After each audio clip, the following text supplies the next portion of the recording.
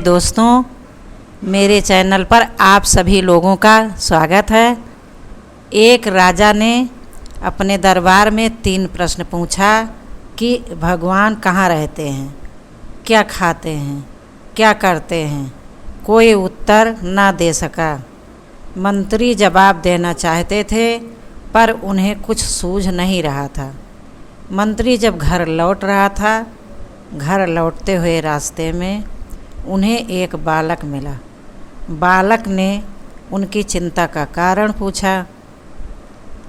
मंत्री द्वारा सभी बातें बताने के बाद बालक ने उनकी मदद करने का वादा किया। मंत्री उसे दरबार में लेकर आए और राजा को बताया कि आपके प्रश्नों का उत्तर यही बालक देगा।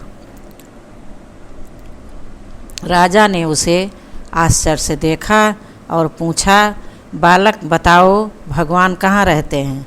बालक ने कहा, मैं आपका मेहमान हूँ, पहले कुछ खिलाइए पिलाइए। राजा के आदेश पर बालक को एक कटोरे में दूध दिया गया। बालक देर तक दूध के कटोरे में उंगली घुमाता रहा। राजा ने पूछा, ये क्या कर रहे हो। बालक बोला, मैं इसमें मक्खन निकाल रहा हूँ। राजा हंसकर बोला, दूध में उंगली घुमाने से मक्खन नहीं निकलता, इसके लिए दूध को गर्म करके जमाना और मथना पड़ता है। बालक ने तपाक से कहा, मक्खन की भांति भगवान जगत में हैं।